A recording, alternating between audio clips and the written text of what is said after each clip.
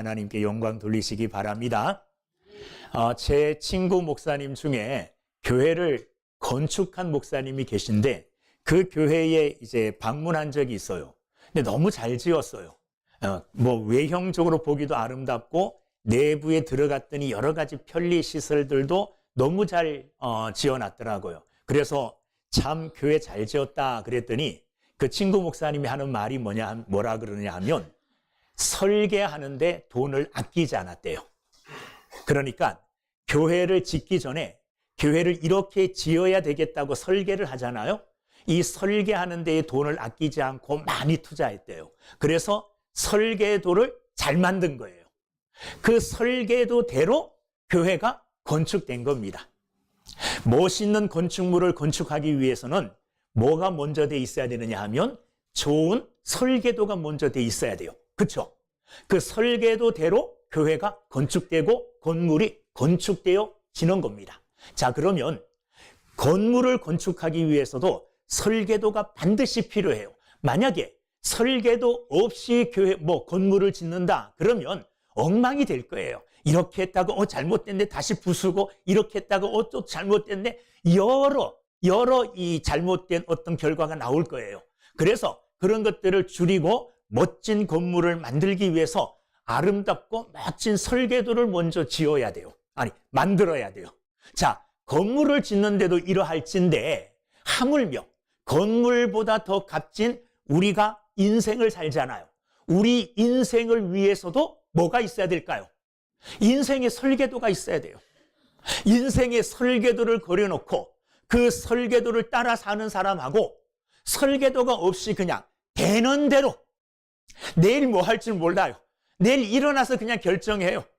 그리고 아침에 일어나서 뭐 할 줄도 몰라요. 그냥 그렇게 되는 대로 사는 사람의 인생은 엉망이 될 겁니다. 여러분, 오늘 우리의 인생이 값지고 아름답고 멋진 인생이 되기를 원한다면 우리 인생에 대한 뭐가 있어야 될까요? 설계도가 있어야 돼요.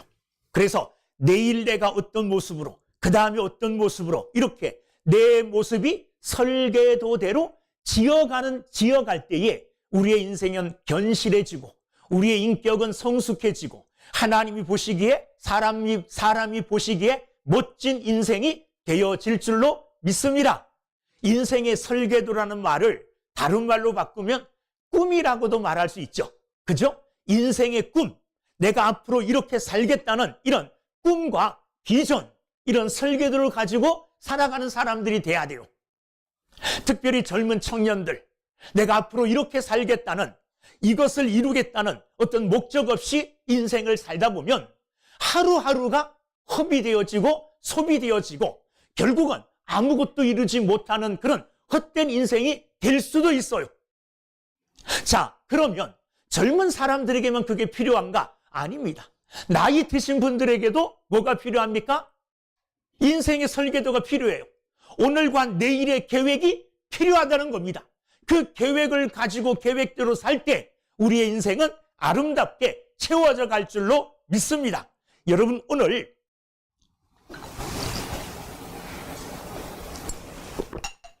본문은 누구에 대해서 말하고 있습니까? 아브라함에게 대해서 말하고 있어요. 아브라함.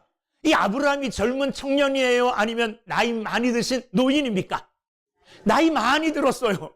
그런데 하나님께서 이 아브라함에게 꿈과 비전을 주셔요. 이 아브라함이 하나님으로부터 꿈과 비전을 받고 그 꿈과 비전을 바라보며 살았던 것처럼 우리도 하루하루의 인생을 헛되지 않도록, 헛되게 보내지 말고 하나님이 주시는 꿈과 비전을 가지고 하루하루의 인생을 값지고 아름답게 채워갈 수 있는 귀한 믿음의 사람들 다 되기를 주의 이름으로 축원합니다. 자, 그런데 오늘 14절 말씀을 보세요. 본문이 시작되는 14절, 무엇으로 시작되느냐? 롯이 아브라함을 떠난 후에. 롯이 아브라함을 떠났다. 이 말은 아브라함에게는 굉장히 중요한 의미가 있습니다. 롯은 하나님께서 아브라함에게 내 본토 친척집을 떠나라 할 때에 같이 떠나온 사람이에요. 롯은 자기의 조카지만, 아브라함의 조카지만 마치 아들처럼 아끼고 아들처럼 사랑하고 아들처럼 위하여 주었던 사람이 누구냐 하면 롯이었어요.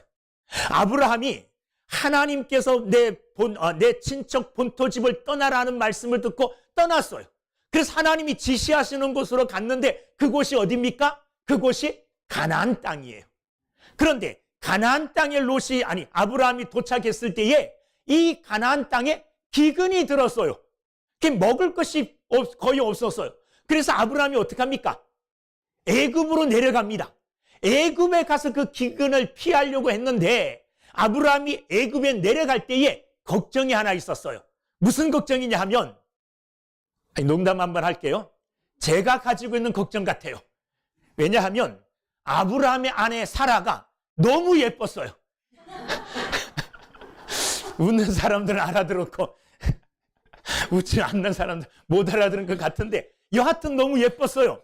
그게 걱정이 돼가지고 사라에게 뭐라고 얘기했느냐 하면, 네가 내 부인이라 그러지 말고 내 누이라 그래라, 이렇게 약속하고 간 거예요. 근데 애굽 땅에 갔더니 사람들이 아브라함의 누이라고 말하는 그 사라가 너무 예쁜 거예요. 그래서 애굽 왕에게 이 사라에 대한 얘기를 했습니다. 그러자 애굽 왕이 사라를 불렀어요. 근데 불러보니까 정말 예뻐요. 그래서 마음에 은큼한 생각을 가지고 잘 대접합니다. 꿈속에 하나님이 나타나요. 뭐라고 말합니까? 야, 너 왜 남편 있는 여자를 탐하느냐? 깜짝 놀래요, 이 애굽 왕이. 그래가지고 애굽 왕이 아브라함을 불러가지고 너 왜 나한테 거짓말했느냐? 두려워서 이 아브라함에게 많은 짐승들을 선물로 주면서 떠나라 그래요. 그래서 아브라함은 애굽에서 또 떠나 어디로 옵니까? 가나안으로 돌아옵니다. 그래서 가나안에 돌아와서 베델이라고 하는 지역에서 이제 롯과 함께 살게 되는데, 하나님께서 이미 그에게 많은 복을 주셔서 가축들이 많았어요. 그런데 롯과 아브라함의 이 목자들이 각각 이제 자기의 짐승들을 칠 것 아닙니까? 가축들을 여기 데리고 다니면서 저기 데리고 다니면서 풀을 먹이면서 키우는데 그 목축지가 너무 좁아요. 그러다 보니까 이 롯의 이 목자들하고 아브라함의 목자들하고 가끔 다툼을 일으킵니다. 야, 여기 내가 먼저 차지했어. 아니야, 나는 어제부터 뭐 좀 찍어놨어. 어쨌든 이런 식으로 목축지 때문에 서로 다툼이 일어나요. 자, 이런 다툼을 보고 아브라함이 결심을 합니다. 어떤 결심을 하느냐? 9절 말씀. 오늘 본문 읽은 말씀 전에 9절 말씀에 아브라함이 무슨 제안을 하느냐? 자, 9절. 내 앞에 온 땅이 있지 아니하냐? 나를 떠나가라. 내가 좌하면 나는 우하고 내가 우하면 나는 좌하리라. 자, 여기 땅이 얼마나 넓으냐? 그래, 우리 서로 헤어지자는 말이에요. 헤어지는데 네가 먼저 선택해라. 네가 먼저 좋은 곳 선택하라는 거예요. 네가 좌편을 선택하면 나는 우편을 선택할 것이고, 네가 우편을 선택하면 나는 좌편을 선택하겠다. 네가 먼저 선택해라. 이렇게 선택권을 누구에게 줍니까? 롯에게 주지요. 근데 사람들은 은근히 기대하는 바가 있어요. 먼저 선택권을 주면 내가 적어도 삼촌인데 나한테 좋은 땅 남기고 지가 알아서 가겠지. 그런데 롯이 그러지 않았어요. 10절을 보면 이에 롯이, 아브라함의 제안을 들은 롯이 눈을 들어 요단 지역을 바라본즉 소알까지 온 땅에 물이 넉넉하니 여호와께서 소돔과 고모라를 멸하시기 전이었으므로 여호와의 동산 같고 애굽 땅과 같았더라. 요단 지역에 있는 들판을 바라보니까 물도 넉넉하고 살긴 너무 좋아요. 그래서 거기 보면 여호와의 동산, 여호와의 동산에 뭐가 부족하겠습니까? 부족함이 없는 여호와의 동산같이 기름진 땅이 눈에 딱 보였어요. 그래서 롯은 지체하지 않고 삼촌 아브라함을 전혀 생각하지 않고 자기 눈에 들어오는 대로 이 요단 동쪽에 있는 요단 들녘을 선택합니다. 그리고 11절 끝에 보면 그러므로 롯이 요단 온 지역을 택하고 동으로 옮기니 그들이 서로 떠난지라. 이 롯이 아브라함을 떠났어요. 어떻게 하고 떠났습니까? 기름진 땅을 선택하고 떠나갔어요. 자, 요렇게 롯이 떠난 후에, 자, 아브라함은 사실 롯에 대하여 섭섭함도 있었을 거예요. 아, 이놈을 내가 어렸을 때부터 자식처럼, 아들처럼 내가 아껴주고 사랑해주고 위해주고, 그리고 그가 잘 되기를 위해서 많은 도움을 줬는데 미련 없이 삼촌 먼저 선택하세요 뭐 이런 것도 없어요. 형님 먼저 아우 먼저 아니고 그냥 생각할 것도 없이 좋은 땅 딱 차지하고 떠나버린 거예요. 아쉬움도 없이 떠나버리는 이 롯의 뒷모습을 보면서 아브라함은 굉장히 허탈감에 빠졌을 줄도 모릅니다. 서운했을 줄도 몰라요. 그리고 이 롯이 좋은 땅을 선택하고 갔기 때문에 이제 남은 거는 무슨 땅일까요? 좋지 못한 척박한 땅만 남았을 거예요. 그러니까 자 보세요. 롯이 좋은 땅을 선택하고 떠난 뒤에 아브라함만 남았어요. 이제 아브라함은 진짜 자기의 고향도 아니잖아요. 떠나온 이방 나그네와 같은 삶을 사는데 그곳에서 가족들도 책임져야 되고 종들도 책임져야 되고 여러 가지 책임질 것도 많은데 그런데 땅은 척박해요. 그러니 마음이 얼마나 허전하고 롯에 대한 섭섭함과 허탈함 이런 것들로 아마도 낙심되어 있었을 줄 모릅니다. 그런데 바로 이때에 누가 찾아왔어요? 에? 하나님이 찾아오셨어요. 하나님이요. 여러분 자식 같고 또한 사랑을 다 주고 모든 것을 다 아낌없이 주었던 이 롯은 떠났지만 하나님은 떠났어요? 안 떠났어요? 하나님은 안 떠나셨어요. 하나님은 여전히 아브라함이 적박한 땅에 머물러 있을지라도 아브라함을 떠나지 않고 아브라함과 함께 하셨습니다. 그리고 낙심과 실망 가운데 빠져있는 이 아브라함을 누가요? 하나님이 찾아오신 거예요. 그리고 그에게 하나님이 말씀을 주십니다. 무슨 말씀을 주십니까? 14절 말씀 한번 보세요. 롯이 아브라함을 떠난 후에 떠난 후에 그 상황을 우리가 짐작할 수 있죠. 그죠? 그때에 떠난 후에 여호와께서 아브라함에게 이르시되 하나님이 아브라함을 찾아오셔서 아브라함에게 하나님이 말씀하셨다는 거예요. 무슨 말씀을 하십니까?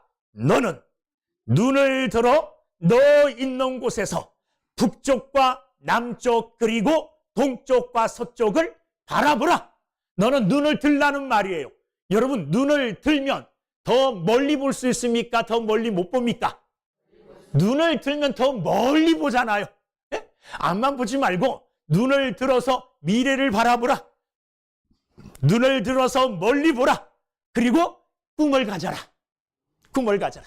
그 마음에 비전을 가져라. 하나님께서 그렇게 말씀하고 계시는 거예요. 그런데 어떻게 비전을 가져야 되느냐?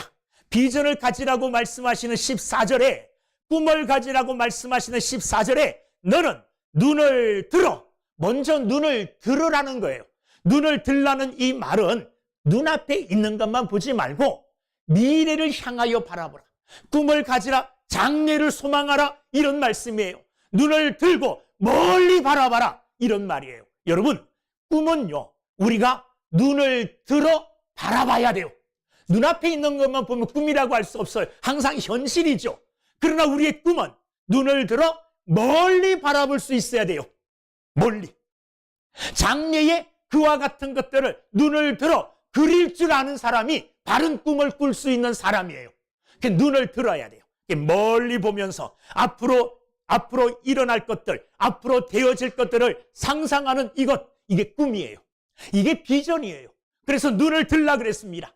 그리고 두 번째 거기 보면 눈을 들어 너 있는 곳에서. 자 보세요. 눈을 들어서 멀리 보라 이 말이죠. 그런데 눈을 들어 멀리 보기만 하지 말고 너 있는 곳도 봐라. 내가 지금 어떤 자리에 있는지를 알아야 돼요. 자기 처신, 자기 분수도 모르고 꿈만 꾸는 사람은 아무것도 이루지 못해요. 지금 내가 서 있는 곳이 어떤 곳이냐?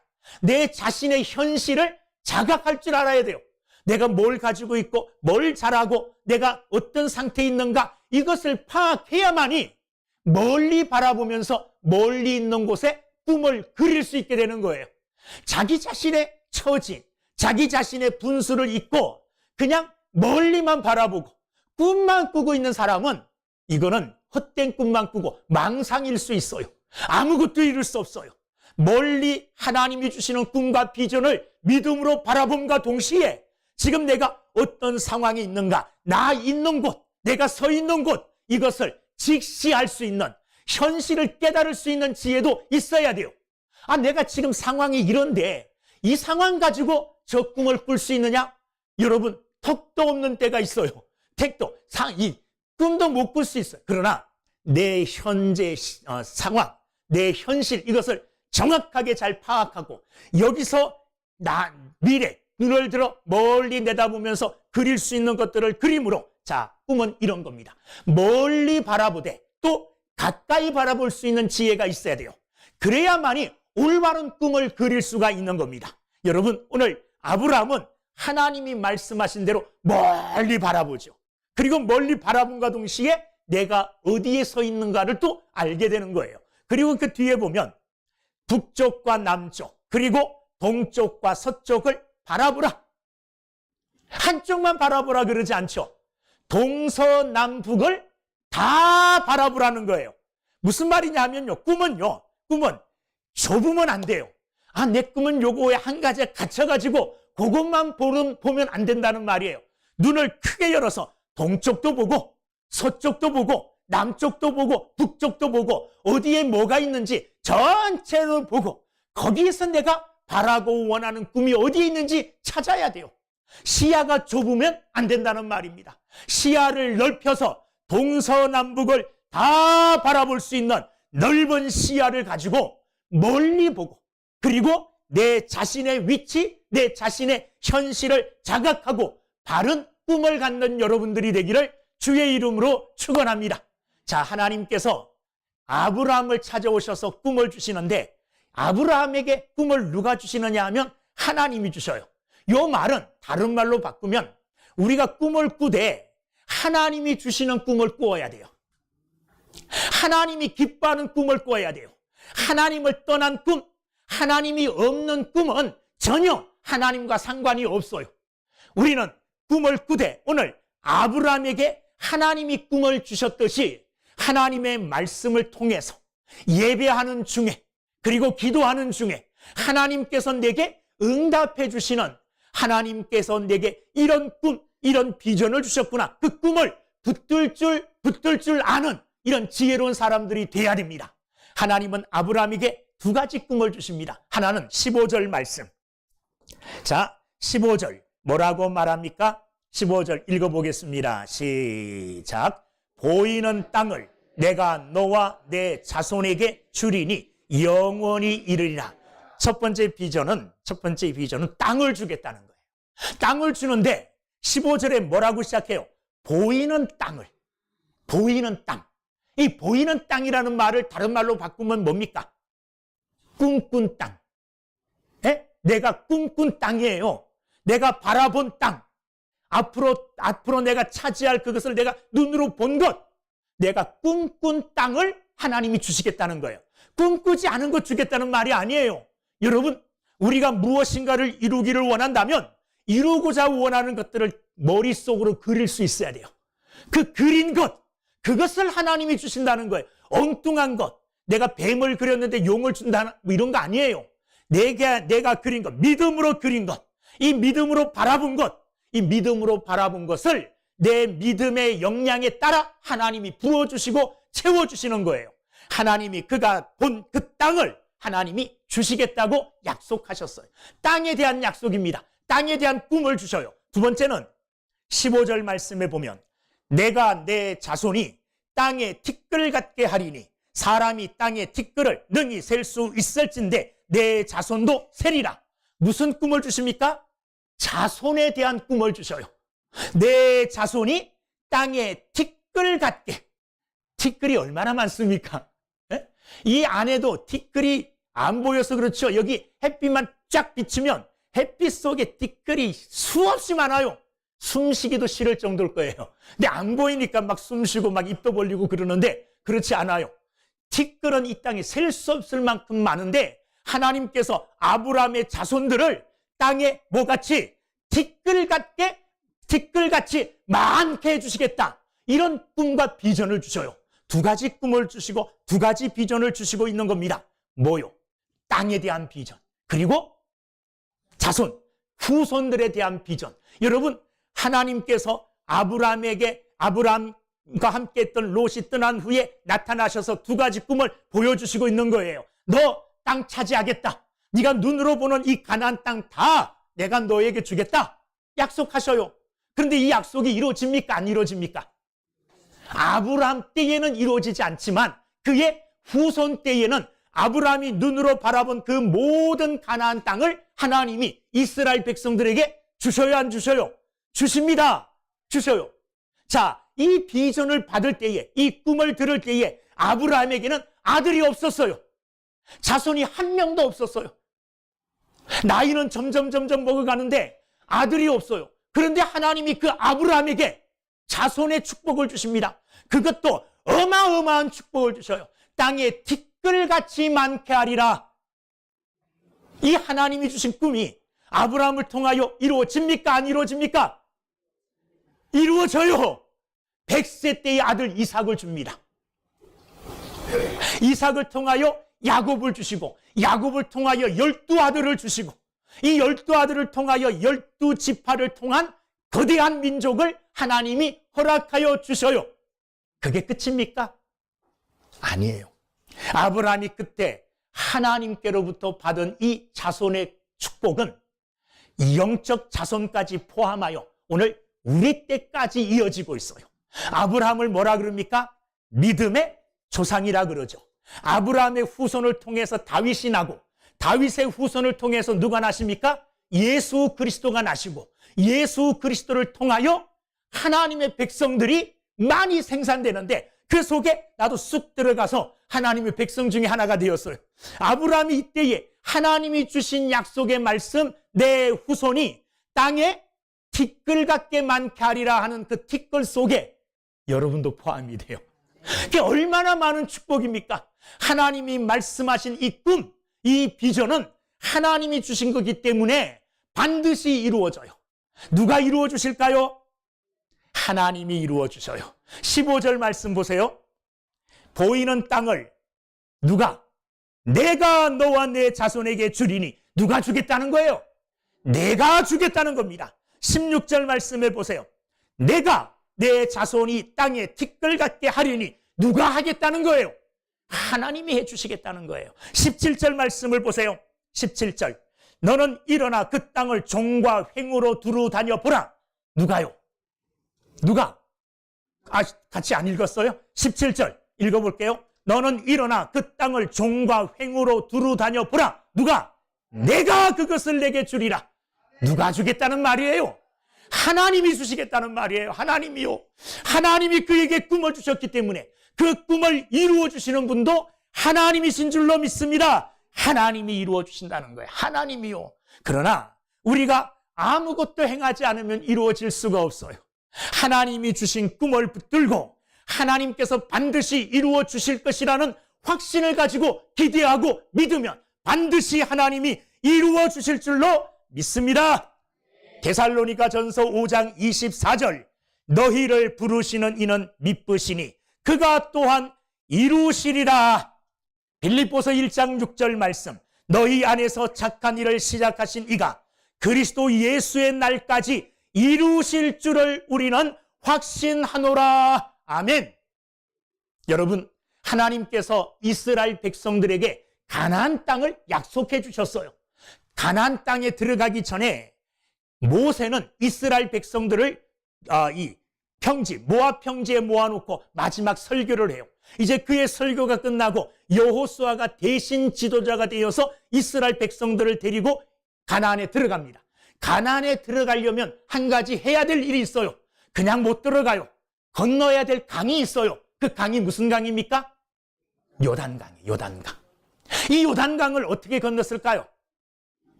요단강을 모르면 안 돼요. 어쨌든 어떻게 건넜느냐? 제사장들이 법궤를 등에 딱 메고 제사장들이 발을 요단강에 딱 대니까 갈라졌어요. 제사장들이 가만히 기다려요. 뭘 기다릴까요? 요단강이 갈라지기를 기다려. 아무리 기다려도 안 갈라져요. 언제 요단강이 갈라졌습니까? 하나님의 말씀을 믿고 발을 디뎠을 때에, 그대로 순종했을 때 요단강이 갈라진 줄로 믿습니다. 요단강을 건넜어요. 가나안 땅에 들어갔어요. 가나안 땅에 있는 가장 첫 번째 성이 무슨 성입니까? 여리고 성이에요. 여리고 성은요, 이 외성과 내성이 있어갖고 두 개의 성벽을 쌓아가지고 엄청 견고하게 세워져 있는 성이 여리고 성이에요. 저녁이 되면 여리고 성문을 딱 닫아버려요. 그럼 들어올 틈이 없어요. 그런데 그 여리고 성을 빼앗아야 돼요. 어떻게 했을까요? 하나님이 하라 하신 대로 했어요. 하라 하신 대로. 하루에 한 바퀴씩, 7일째는 7바퀴 그냥 돌라 그러니 하나님의 말씀대로 행했을 뿐입니다. 그런데 하나님의 말씀대로 행하였더니 대포 하나 쏘지 않았습니다. 누가 돌팔매 하나 던지지 않았어요. 그럼에도 불구하고 견고한 여리고성이 무너진 줄로 믿습니다. 누가 무너뜨려 주셨어요? 하나님이요. 요단강을 누가 갈라주셨어요? 하나님이요. 하나님이 주신 꿈과 비전은 하나님이 반드시 이루어 주시는 줄로 믿습니다. 누구에게? 그것을 믿고 확신하는 자에게 이루어 주셔요. 우리 또한 하나님이 주시는 꿈과 비전을 갖게 되기를 주의 이름으로 축원합니다. 그리고 그 꿈과 비전을 이루기 위한 믿음 갖기를 간절히 주님의 이름으로 축원합니다. 그 다음에 우리가 믿잖아요. 믿음은 생각으로만 믿으면 안 돼요. 믿는다 그러면 믿음의 행위가 따라야 돼요. 믿음의 행위가. 오늘 우리가 꿈을 갖잖아요. 하나님이 주신 꿈도 꿈으로만 끝나면 안 돼요. 어떻게 해야 됩니까? 그 꿈을 이루어 가야 되잖아요. 이루어 가기 위해서는 꿈대로 하나님이 주신 비전대로 행동해야 돼요. 그대로 행하여야 된다는 말입니다. 17절 말씀을 보세요. 17절 읽어보겠습니다. 시작. 너는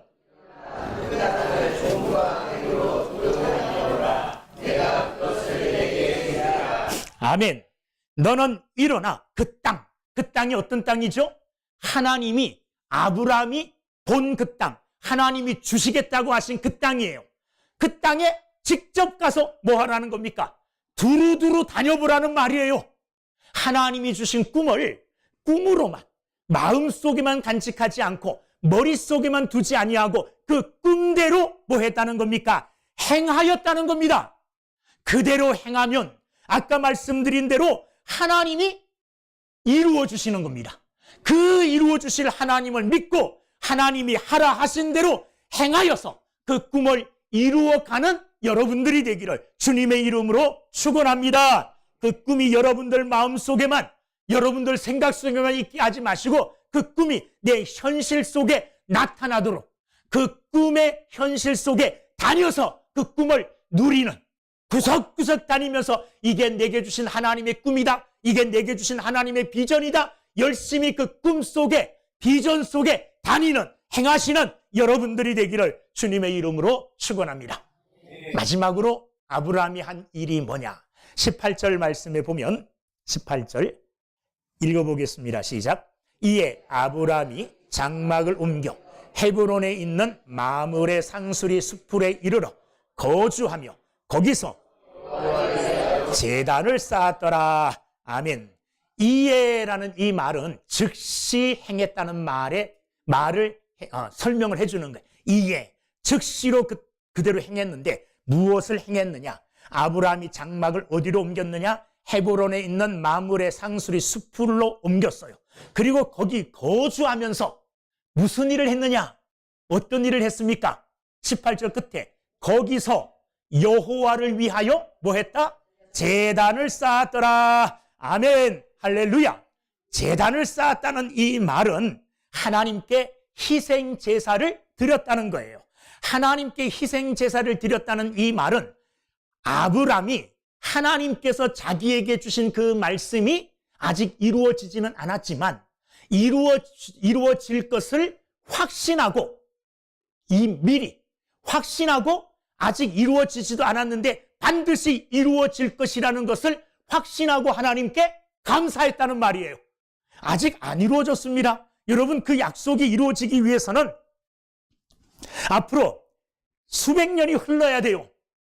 그럼에도 불구하고 아브라함은 하나님이 말씀하셨음에, 하나님이 말씀하신 이 말씀, 하나님이 꿈을 주셨음에 하나님이 주신 이 꿈은 반드시 이루어질 것이라고 확신하고, 하나님 감사합니다, 이렇게 하나님 앞에 감사의 제단을 쌓았다는 말이에요.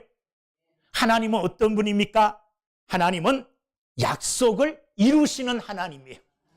하나님은 능력의 하나님이에요. 그러므로 하나님이 이미 내게 말씀하셨다는 것은 이미 이루어진 것과 같아요. 믿음은 뭡니까? 믿음은 바라는 것들의 실상이에요.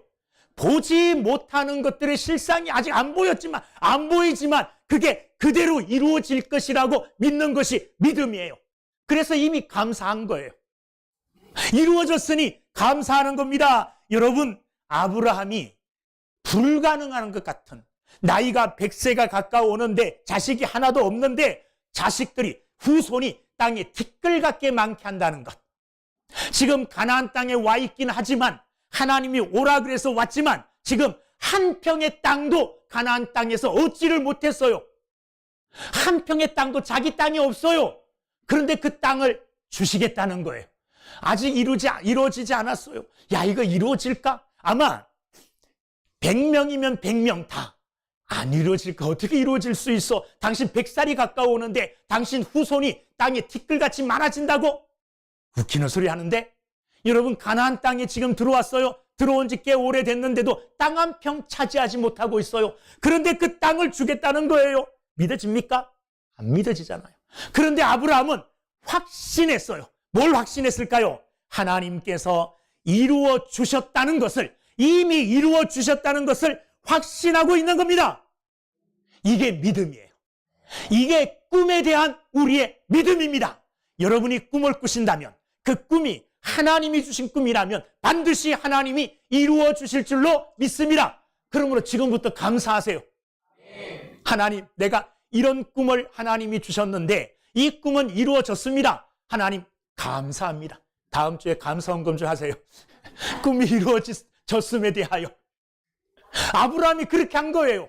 제단을 쌓아 하나님께 감사드리고, 제단을 쌓아 하나님께 영광을 돌리고 있는 것, 이게 아브라함의 믿음이었고 꿈을 받은 아브라함의 삶의 모습이었습니다. 우리도 이와 같이 살아갈 수 있기를 주님의 이름으로 축원합니다.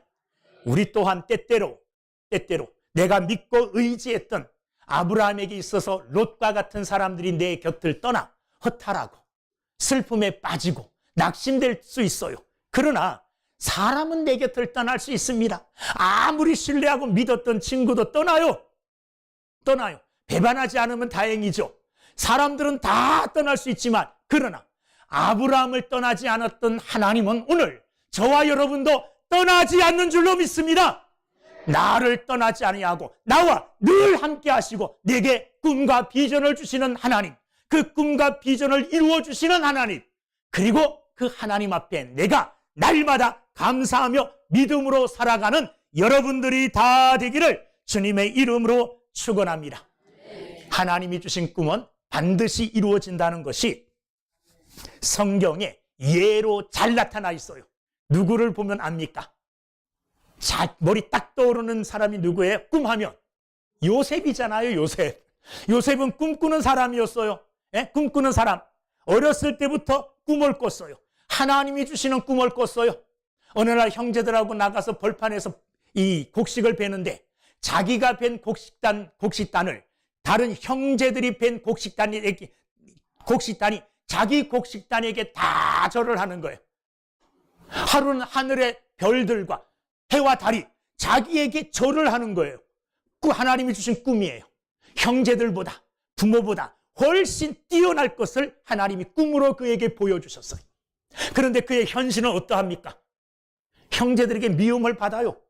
야곱의 사랑을 독차지하니까 형제들이 그를 미워하여 그를 애굽에 팔아버립니다.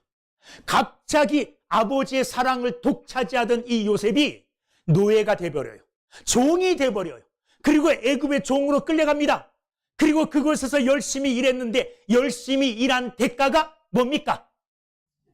뭐예요? 모함을 받아가지고 감옥에 들어가는 거예요. 감옥에 들어가서도 낙심하거나 실망하지 않아요. 자기에게 주어진 일을 열심히 해요. 그러면서도 어렸을 때부터 하나님이 주신 그 꿈을 잊어버렸을까요? 안 잊어버렸을까요? 저는 안 잊어버렸다고 생각해요. 하나님이 이 꿈을 주셨음에 하나님이 이 꿈을 반드시 이루어 주실 것이라는 믿음을 가지고 생활했어요. 종으로 있을 때에도 죄수로 있을 때에도 낙심하지 아니하고 하나님이 주신 그 꿈을 붙들고 신실하게 하나님 앞에서 살았어요. 하나님은 마침내 때가 되니까 하나님이 그에게 보여주신 꿈대로 그를 애굽의 국무총리지만 왕이 모든 정권을 요셉 국무총리에게 다 넘겨버려요. 그 증거가 뭡니까? 반지를 빼서 요셉에게 줘요. 그 반지에 도장을 찍으면 왕의 명령이에요. 요셉이 왕의 명령을 얼마든지 쿵쿵쿵쿵 찍어서 반포할 수 있는 왕과 같은 권력, 하나님이 어렸을 때 주신 그 꿈대로 이루어진 이것 우리가 요셉의 이야기를 통해서 잘 알지 않습니까? 요셉에게만 이런 일이 일어날까요? 아닙니다. 오늘도 요셉과 같은 꿈의 이야기가 현실로 우리 삶에 나타나게 될 줄로 믿습니다. 신실하게 하나님이 주시는 꿈을 가지고 그리고 그 꿈을 이루어 주실 하나님을 전적으로 의지하고 믿으며 이미 그 꿈이 이루어졌음을 감사하며 사는 사람들에게 하나님이 주신 꿈이 반드시 이루어지게 될 줄로 믿습니다.